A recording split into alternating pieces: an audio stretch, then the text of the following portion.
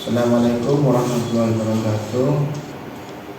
Perkenalkan, saya Rahmat Hidayatullah dari semester 4 dengan NIM 241302104. Di kesempatan kali ini saya akan mempresentasikan matkul berjudul Matkul Bunur Komariah, yaitu manajemen strategi, tentang model deskriptif manajemen strategis.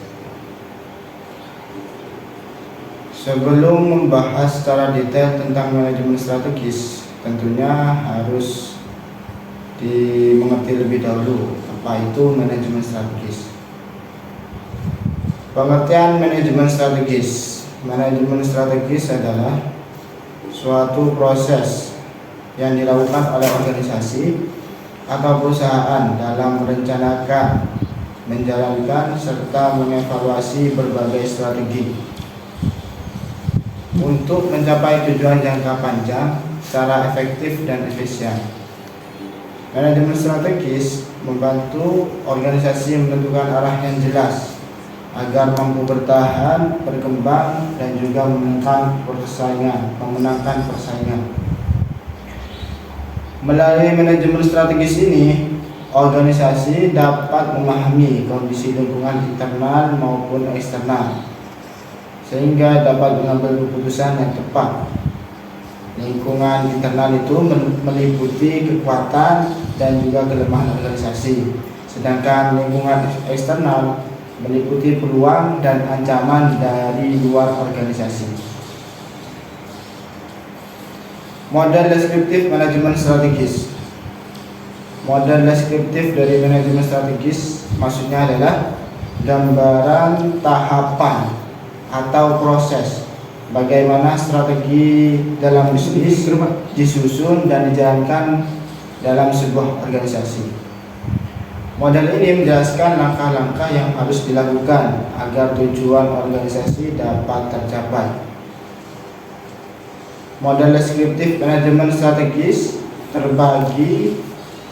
terdiri dari beberapa tahap sebagai berikut. Yang pertama yaitu pengamatan lingkungan. Tahap pertama dari model manajemen strategis yaitu pengamatan lingkungan. Maksudnya mengamati lingkungan, mengamati kondisi lingkungan organisasi, baik internal maupun eksternal. Lingkungan internal meliputi sumber daya manusia, keuangan, teknologi, struktur organisasi, budaya.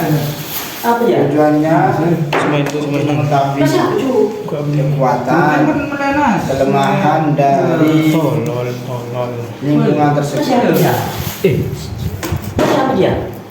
Yang kedua, lingkungan eksternal. Lingkungan eksternal meliputi kondisi ekonomi, sosial, budaya, politik, teknologi, persaingan pasar. Tujuan dari lingkungan eksternal ini untuk mengetahui peluang dan juga ancaman dari bisnis kita. Biasanya analisis ini dikenal dengan analisis SWOT. Yang kedua dari model deskriptif manajemen strategi. Perumusan strategi. Setelah mengetahui kondisi organisasi, langkah berikutnya adalah menyusun strategi. Kegiatan dalam tahap ini meliputi menentukan visi dan misi dari organisasi, menetapkan tujuan jangka panjang, menentukan kebijakan, serta memilih strategi yang tepat.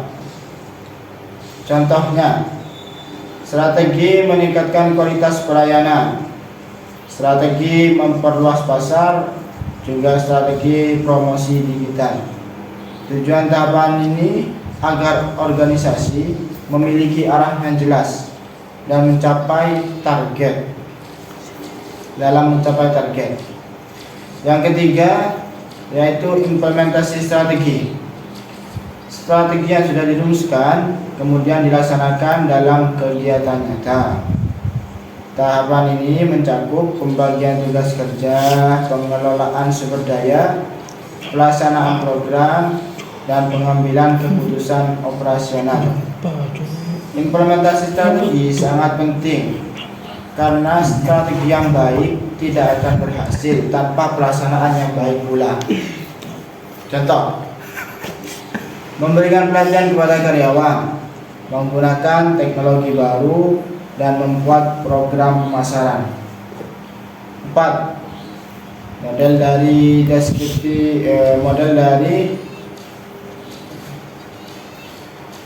yang keempat, model dari deskriptif manajemen strategis. Evaluasi dan pengendalian strategi. Tahap terakhir adalah mengevaluasi hasil strategi yang telah dijalankan. Tujuannya agar mengetahui keberhasilan dari strategi, mengukur pencapaian tujuan, memperbaiki kesalahan, menyesuaikan strategi dengan kondisi terbaru. Kegiatan evaluasi dapat dilakukan dengan cara membandingkan target dan hasil, menilai kinerja organisasi, serta mengadakan rapat evaluasi. Jika strategi belum berhasil, maka organisasi dapat memperbaiki atau mengganti strategi yang digunakan.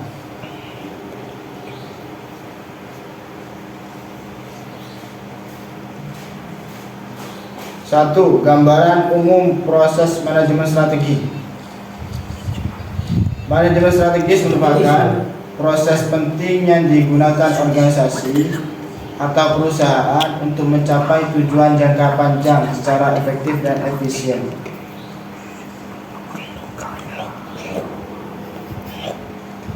Dalam proses ini, perusahaan harus mampu memahami kondisi lingkungan, menyusun strategi yang tepat, melaksanakan strategi tersebut, dan melakukan evaluasi secara berkala.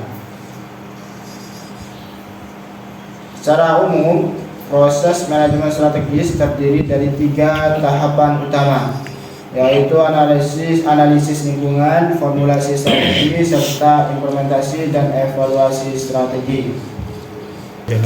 Analisis lingkungan. Analisis lingkungan adalah tahapan awal dalam manajemen strategis yang bertujuan untuk memahami kondisi internal dan eksternal organisasi.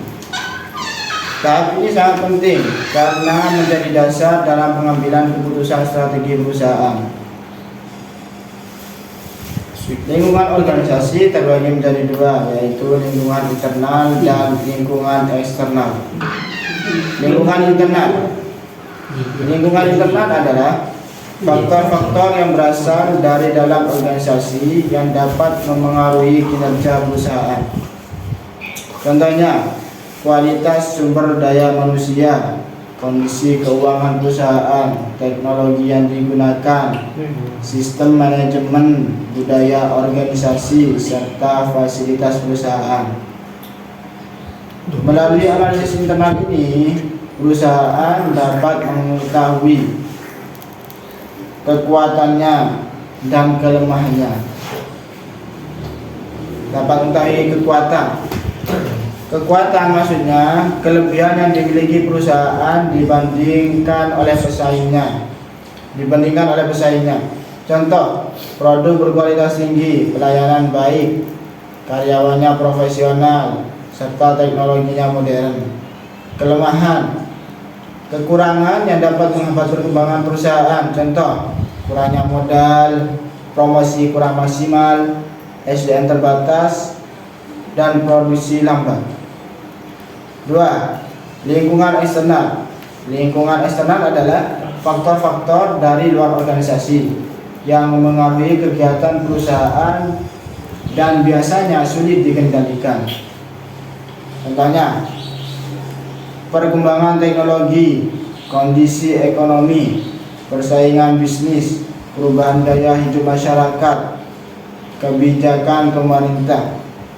Dari analisis eksternal ini, perusahaan dapat mengetahui peluang. Maksudnya kesempatan yang dapat dimanfaatkan perusahaan untuk berkembang.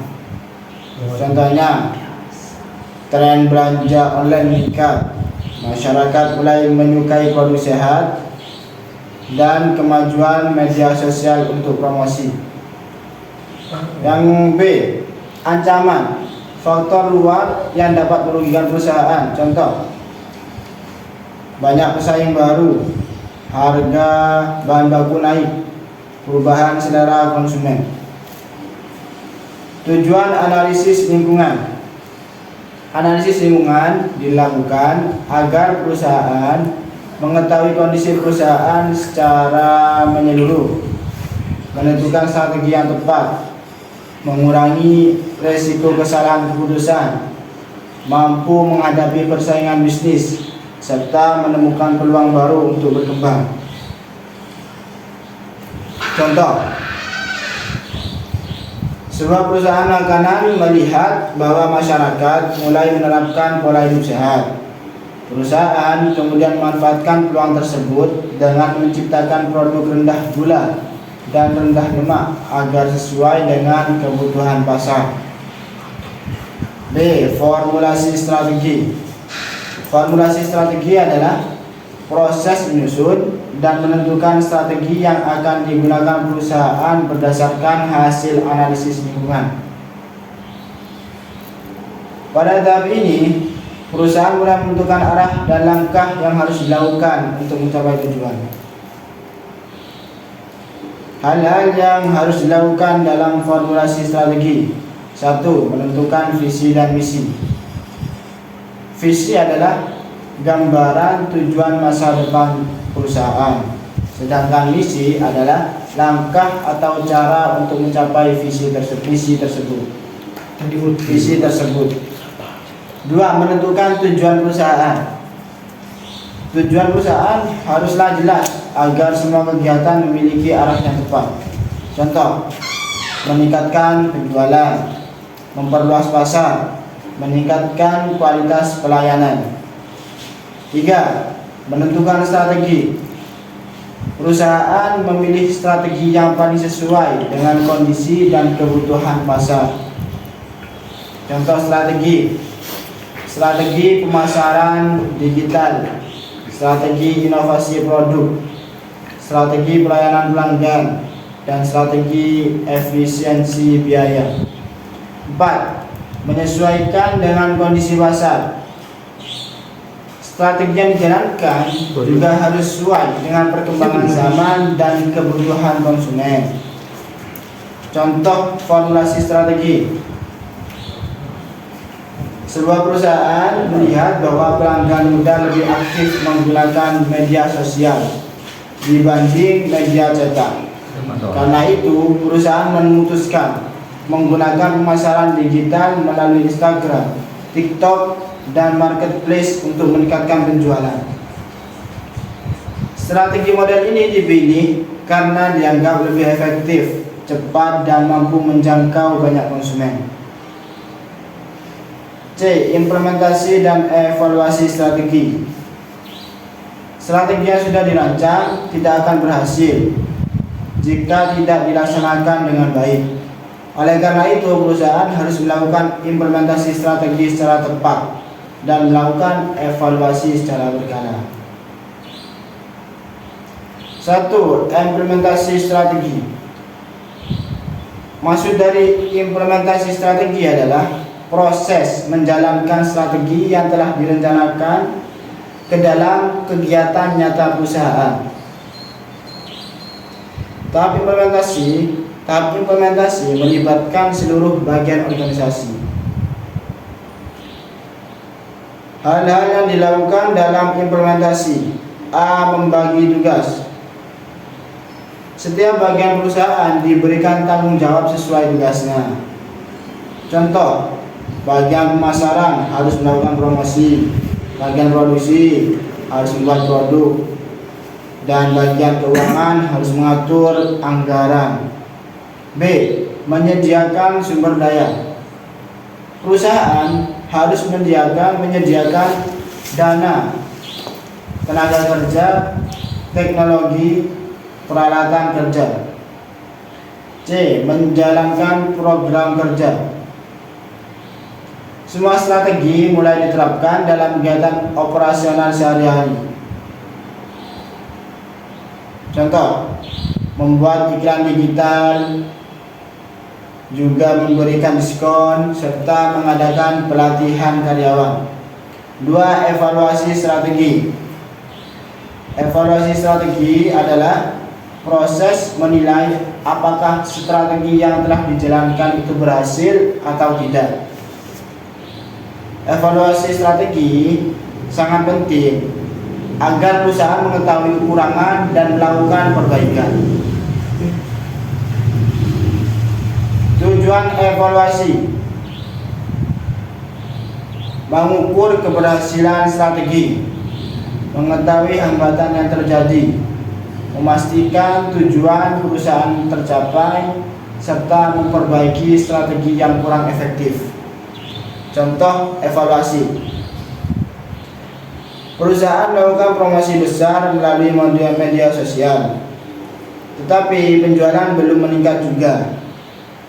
Setelah dilakukan evaluasi, ternyata iklannya kurang menarik dan target pasar tidak sesuai. Karena itu perusahaan memperbaiki desain promosi dan memilih media yang lebih tepat. 2. Pentingnya manajemen strategis.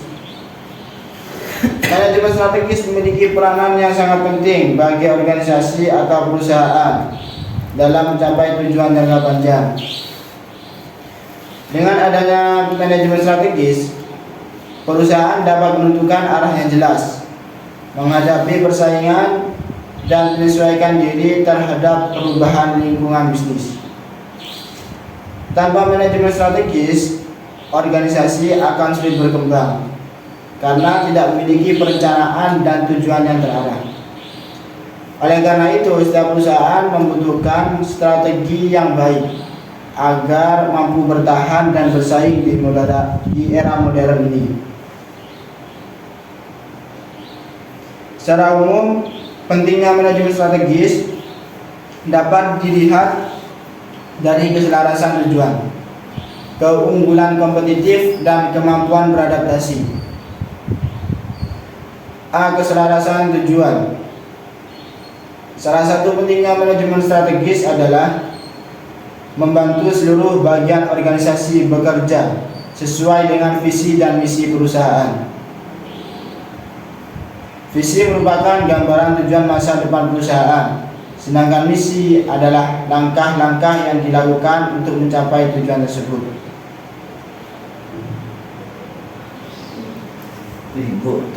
Manfaat keselarasan tujuan. 1.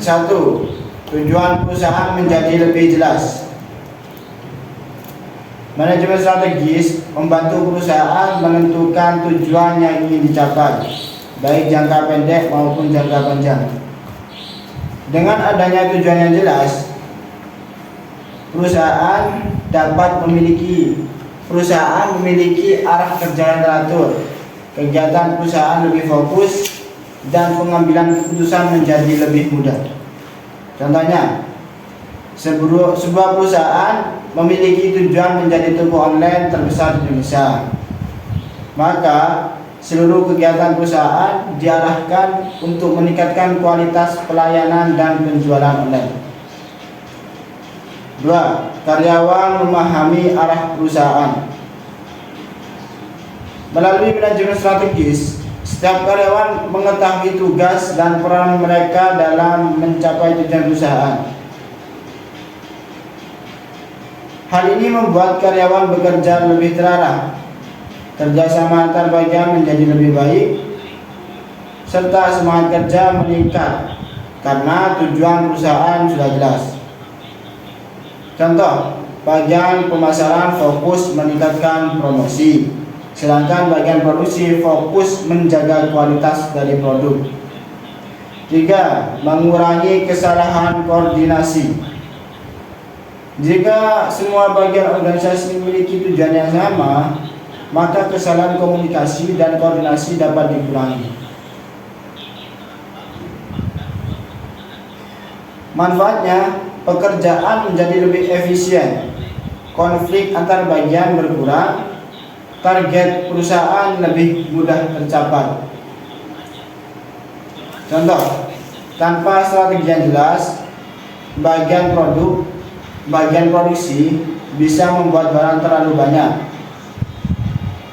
sedangkan bagian pemasaran belum siap untuk menjualnya. B. Keunggulan kompetitif. Manajemen strategis juga penting karena membantu perusahaan menciptakan keunggulan kompetitif, yaitu kelebihan yang membuat perusahaan lebih unggul dibandingkan pesaingnya. Keunggulan kompetitif sangat penting dalam dunia bisnis karena persaingan antar perusahaan semakin ketat. Bentuk keunggulan kompetitif. 1. Pelayanan lebih cepat. Perusahaan yang memberikan pelayanan lebih cepat dan juga ramah akan lebih disukai pelanggan. Contoh, pengiriman barang lebih cepat, respon pelanggan lebih baik, dan juga layanan online selama 24 jam. 2. Harga lebih murah. Perusahaan dapat menarik pelanggan dengan menawarkan harga yang lebih terjangkau tetapi tetap berkualitas. Contoh, diskon khusus, paket hemat, promosi gratis ongkir. 3. Tujuan bentuk keunggulan kompetitif. Kualitas produk lebih baik. Produk berkualitas tinggi membuat pelanggan merasa puas dan percaya terhadap perusahaan. Contoh, bahan produk lebih tahan lama, rasa makanan lebih enak, desain produk lebih menarik. Dampak keunggulan kompetitif. Keunggulan kompetitif membuat pelanggan lebih memilih perusahaan tersebut. Penjualan juga semakin meningkat, perusahaan lebih dikenal masyarakat, loyalitas pelanggan semakin kuat. Contoh, sebuah kedai kopi memiliki pelayanan cepat, tempat nyaman, dan harga terjangkau. Hal ini membuat pelanggan lebih memilih kedai tersebut dibandingkan pesaing di sekitarnya. C. Adaptabilitas. Dalam dunia modern, perubahan terjadi sangat cepat. Oleh karena itu, perusahaan harus memiliki kemampuan untuk menyesuaikan dirinya atau beradaptasi terhadap perubahan lingkungan. Manajemen strategis membantu organisasi menghadapi perubahan tersebut agar tetap bertahan dan juga berkembang. Contoh perubahan yang harus dihadapi. 1. Perkembangan teknologi digital. Teknologi terus berkembang dan mengubah cara perusahaan bekerja. Contohnya, penjualan online, pembayaran digital, promosi melalui media sosial. Perusahaan yang tidak mengikuti perkembangan teknologi tentunya akan tertinggal di zaman yang seperti sekarang ini. 2. Perubahan tren konsumen. Selera dan kebutuhan masyarakat selalu berubah sesuai zaman. Contoh, masyarakat mulai menyukai makanan sehat, konsumen lebih suka belanja online, pelanggan menyukai produk ramah lingkungan. Perusahaan harus cepat memahami tren tersebut agar tetap diminati pelanggan. 3. Perubahan kondisi ekonomi. Kondisi ekonomi dapat mempengaruhi daya beli masyarakat dan kegiatan bisnis. Contoh, harga bahan baku naik, inflasi meningkat, pendapatan masyarakat menurun. Perusahaan harus mampu menyesuaikan strategi agar tetap bertahan. Pentingnya adaptabilitas. Organisasi yang mampu beradaptasi akan lebih mudah bertahan menghadapi perubahan, mampu bersaing dengan perusahaan lain, lebih cepat menemukan peluang baru, dan tidak mudah mengalami kerugian besar. Contohnya, 1. Saat pandemi, banyak restoran mulai menggunakan layanan pesan antar dan aplikasi online agar tetap dapat melayani pelanggan. 3. Tantangan dalam proses manajemen strategis. Dalam menjalankan manajemen strategis, organisasi tidak selalu berjalan dengan mudah. Banyak tantangan yang harus dihadapi perusahaan dalam menyusun, melaksanakan, maupun mengevaluasi strategi. Tantangan tersebut dapat berasal dari organisasi, dari luar organisasi, maupun dari dalam organisasi. Jika tantangan yang telah disebut tidak dikelola dengan baik, maka strategi yang telah dirancang bisa gagal dan tujuan perusahaan sulit untuk tercapai. Oleh karena itu, perusahaan harus mampu mengenali dan mengatasi berbagai hambatan yang muncul. Beberapa tantangan utama dalam proses manajemen strategis antara lain ketidakpastian lingkungan, keterbatasan sumber daya, dan resistensi internal. Ketidakpastian lingkungan.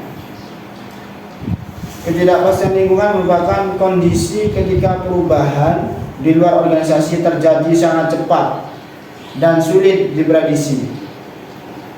Perubahan ini dapat mengambil kegiatan perusahaan secara langsung maupun tidak langsung. Dalam dunia bisnis modern, lingkungan terus berubah akibat perkembangan ekonomi, politik, teknologi, dan sosial masyarakat. Bentuk ketidakpastian lingkungan. 1. Perubahan ekonomi. Kondisi ekonomi yang tidak stabil juga dapat mengaruhi perusahaan. Contohnya, harga bahan baku naik, inflasi meningkat, daya beli masyarakat menurun. Keadaan tersebut dapat menyebabkan biaya produksi meningkat dan penjualan menurun. 2. Perubahan politik dan kebijakan pemerintah. Perubahan aturan pemerintah juga dapat memengaruhi strategi perusahaan.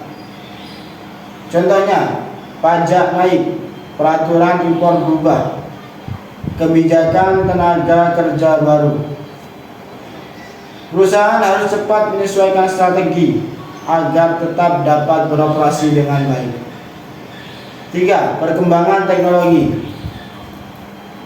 Teknologi berkembang sangat cepat, sehingga perusahaan harus mampu mengikuti perubahan tersebut. Contohnya, perdagangan online, pembayaran digital, penggunaan kecerdasan buatan. Perusahaan yang tidak mengikuti perkembangan teknologi akan tertinggal dari pesaing. Dampak ketidakpastian lingkungan. Ketidakpastian lingkungan dapat menyebabkan strategi menjadi kurang efektif. Perusahaan mengalami kerugian, persaingan bisnis semakin ketat, pengambilan keputusan menjadi lebih sulit. Oleh karena itu, perusahaan harus cepat dalam mengambil keputusan baru, selalu memantau perkembangan lingkungan, dan memiliki strategi cadangan.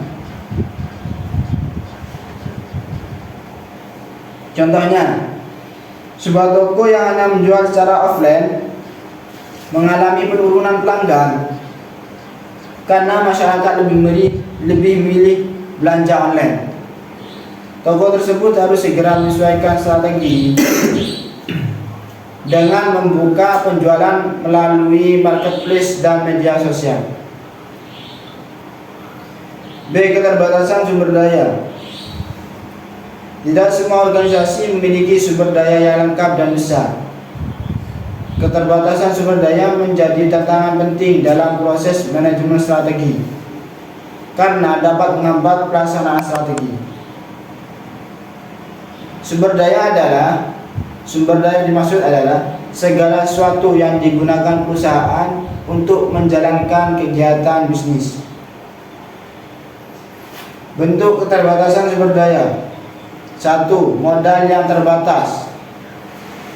Kurangnya dana dapat menghambat pengembangan usaha, pembelian peralatan, promosi produk. juga perekrutan karyawan.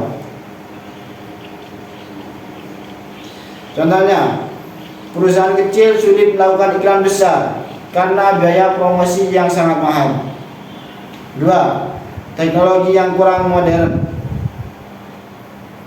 Perusahaan yang menggunakan teknologi lama biasanya bekerja lebih lambat dan kurang efisien. Dampaknya, produktivitas rendah, kualitas produk kalah saing, pelayanan menjadi lambat. 3. Sumber daya manusia yang kurang memadai. Karyawan yang kurang terampil dapat mengaruhi kualitas kerja perusahaan. Contoh, kurang memahami teknologi, kurang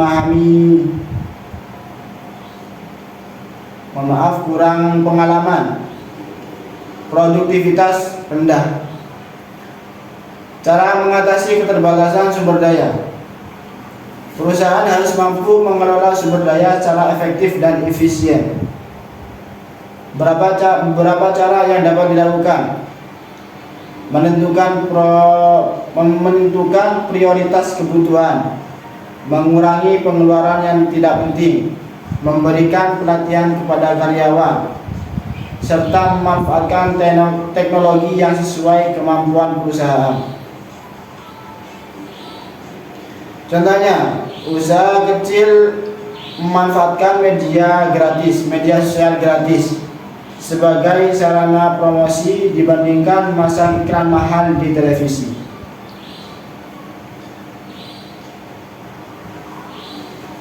C. Resistensi internal. Resistensi internal adalah penolakan dari dalam organisasi terhadap perubahan atau strategi baru yang diterapkan oleh perusahaan. Tantangan semacam ini sering muncul ketika perusahaan melakukan perubahan sistem kerja, teknologi, maupun kebijakan baru. Penyebab resistensi internal: 1. Takut kehilangan posisi.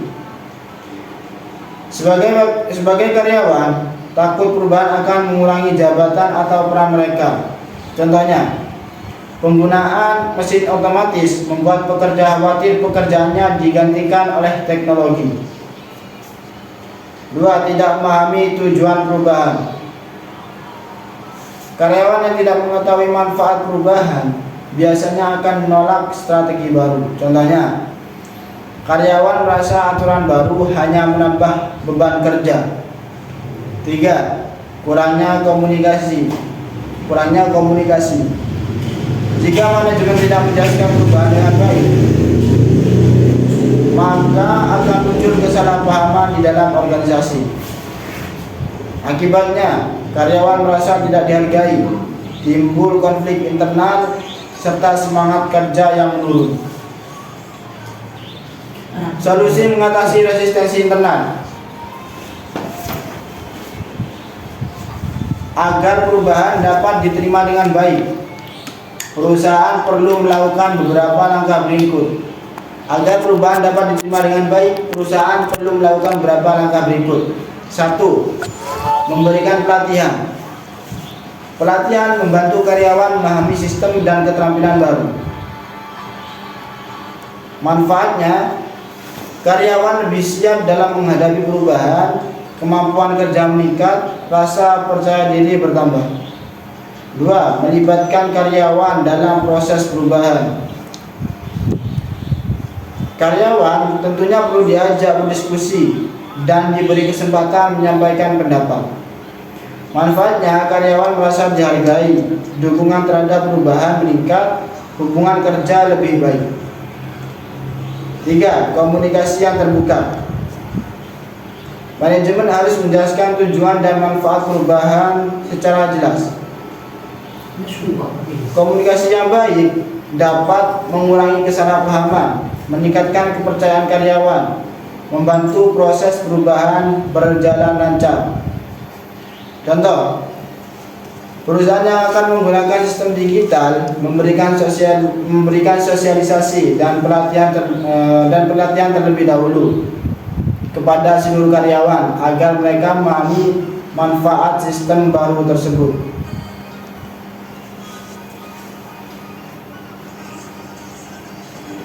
Katakan.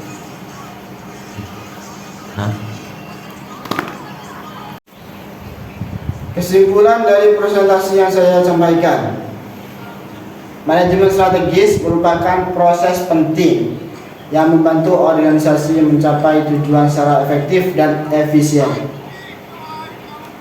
Melalui analisis lingkungan, perumusan strategi, implementasi, dan evaluasi yang baik, perusahaan dapat menghadapi persaingan dan perubahan zaman.